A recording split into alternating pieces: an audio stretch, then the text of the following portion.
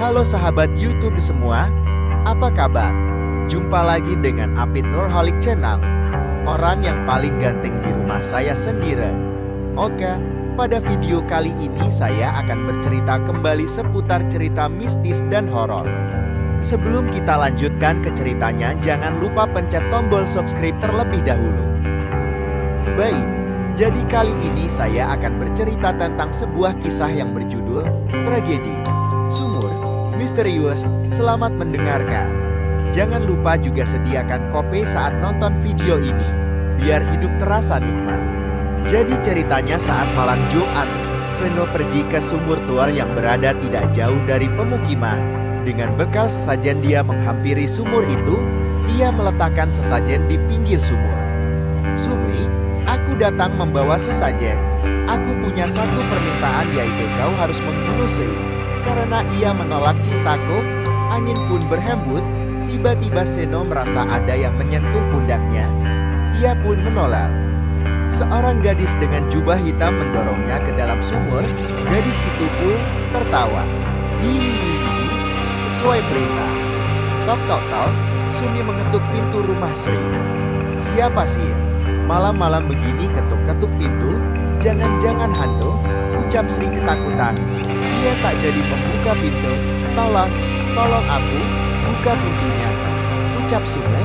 Akhirnya Sri pun membuka pintunya. Di depannya berdiri seorang gadis dengan jubah hitam membawa kapak. Diirimkannya kapak itu ke leher Sri. Kepala Sri pun putus, darah bercucuran dari lehernya.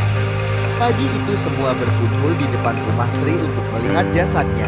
Begitupun Pak Lurah. "Aka Lurah, ada tamu yang mau menemui Bapak," ucap asisten Pak Lurah. Pak Lurah pun pulang menemui tamu. Ternyata tamunya itu adalah keponakannya sendiri. "Ada apa Rizky? Tumben kesini." Rizky pun menyalami tangan Pak D-nya. "Begini Pak D, saya sama teman-teman saya mau camping di sini untuk beberapa hari. Boleh kan Pak D?" "Boleh, tapi kamu jangan dekat-dekat dengan sumur yang ada di sana ya." "Ya Pak D, tapi kenapa?" tanya Rizky. "Sudah banyak warga yang menjadi korban dari sumur itu nak. Sumur itu ada penunggunya." Rizky hanya mangut-mangut mendengar perkataan Pak D-nya. Tak lama kemudian, 3 temannya sudah datang. 2 perempuan bernama Alia dan Tiara, dan 1 laki-laki bernama Johnny. Mereka berempat pun membangun tenda di tempat yang tak jauh dari pemukiman warga. 10 meter dari tenda mereka, terdapat sumur tua yang ada. "Lo semua jangan dekat-dekat sama sumur itu," kata Pak ke gue, "tempat itu Anda." "Sejak kapan lo percaya aman begituan guys?" ucap Johnny. Dia tertawa terpingkal-pingkal mendengar ucapan Rizky. "Lo pikir gue percaya? Gue cuma gak mau ada masalah aja. Pokoknya kalian harus jaga sikap dan jaga omongan. Kita bukan orang sini, jadi gak boleh macem-macem, ngerti?" "Oh," jawab mereka singkat. Malam pun tiba. Rizky dan teman-temannya bernyanyi bersama di depan api unggun. Setelah cukup malam, mereka lebih memilih tidur di rerumputan daripada tidur di tenda. Angin malam yang dingin dan pemandangan bintang-bintang yang indah membuat mereka terlelap dengan cepat. Tengah malam, Johnny terbangun karena kebelet pipis. Dia kebingungan mau pipis di mana. Ia pun lari ke arah sumur tua, dan segera pipis di sampingnya. Ia pun mengambil air di sumur menggunakan kerekan. Saat Johnny melihat airnya yang berwarna merah darah, Johnny pun pingsan. Pagi itu Rizky dan teman-temannya mencari Johnny. Mereka meneriaki nama Johnny namun tak ada sahutan. Mereka pun mencari Johnny di dekat sumur, dan mereka pun menemukannya tergeletak di pinggir sumur. Mereka pun membawanya ke tenda. Setelah sadar, mereka bertanya pada Johnny. Namun Johnny malah diam. Di wajahnya ia terlihat sangat ketakutan. Namun ia tak mau berkata sepatah kata pun. Hari pun berganti. Malam ini Alia mengadakan uji nyali bersama di sumur misteri itu. Rizky pun menolak, tapi Alia memaksanya dan mengatakan Rizky penakut. Akhirnya Rizky pun setuju. Mereka berempat pun pergi ke sumur itu. Mereka membentuk lingkaran dan bergandengan tangan mengelilingi sumur itu. Setelah itu mereka pun menutup mata. Kami datang untuk uji nyali. Jika kamu bersama kami, berikanlah tanda, ucap Alia. Lalu ketiga temannya pun mengulang kalimat yang sama. Tak lama kemudian angin berhembus kencang, daun-daun berguguran. Alia mulai merasa tidak nyaman. Ia pun membuka matanya dan melongok ke dalam sumur. Ia melihat air sumur itu bergejolak. Sesuatu keluar dari sumur itu, seperti rambut kemudian kepala lalu tangan. Alia ketakutan. Ia melepaskan pegangan tangannya dan berteriak, "Lari!" Semua orang pun berlari menuju tenda mereka masing-masing. Di dalam tenda, Alia memeluk Tiara yang ketakutan setengah mati. Alia pun melihat siluet tubuh seorang gadis dengan kapak di tangannya. Ia semakin mendekat. Ia pun mengayunkan kapaknya dan merobek tendanya. Alia dan Tiara berteriak histeris. Tak lama kemudian hantu itu pun pergi.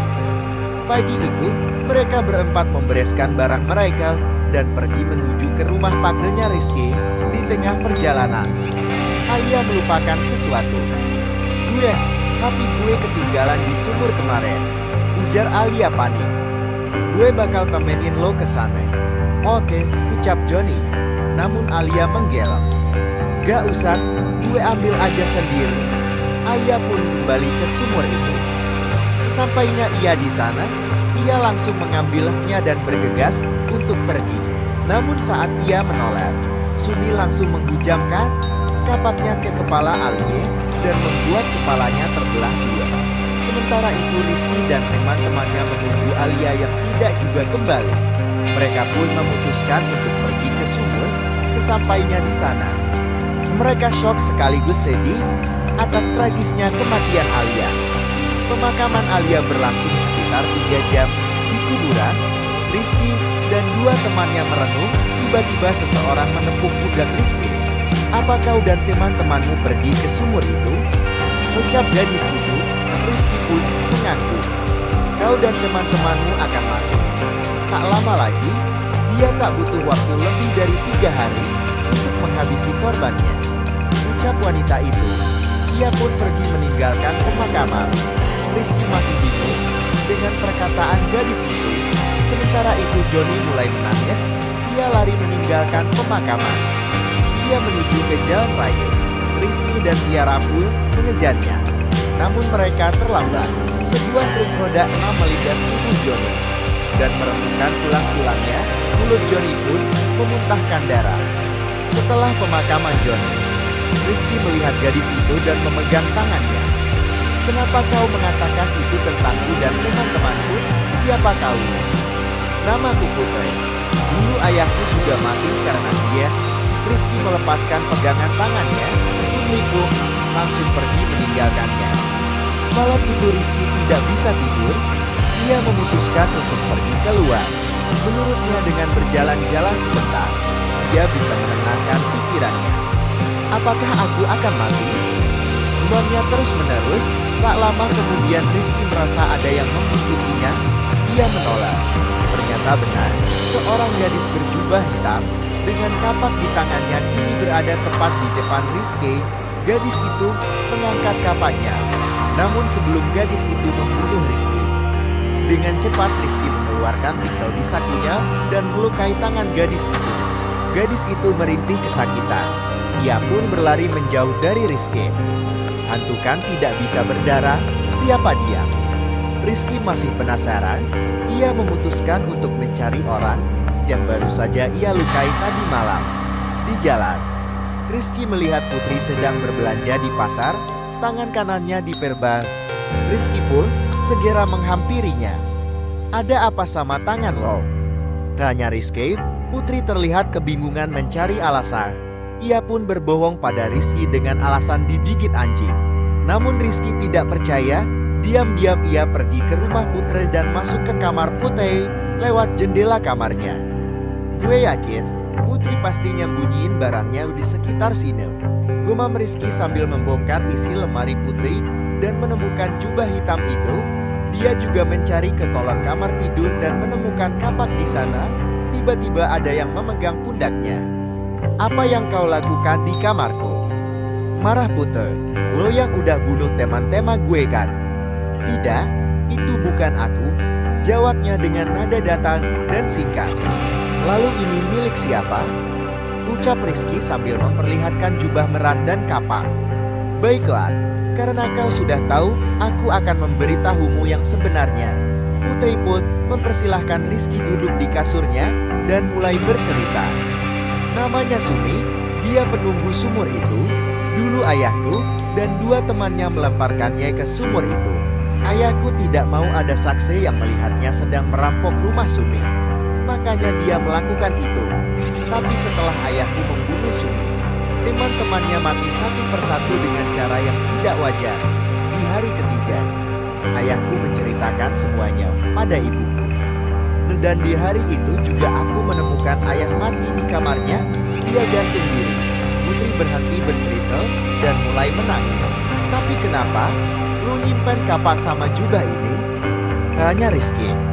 "Setelah kematian ayahku, Sumi datang padaku dan mengancam akan membunuh ibuku. Dia berkata, karena dia tak bisa membunuh ayahku, dia akan membunuh ibuku. Aku pun memohon padanya agar tidak membunuh ibuku.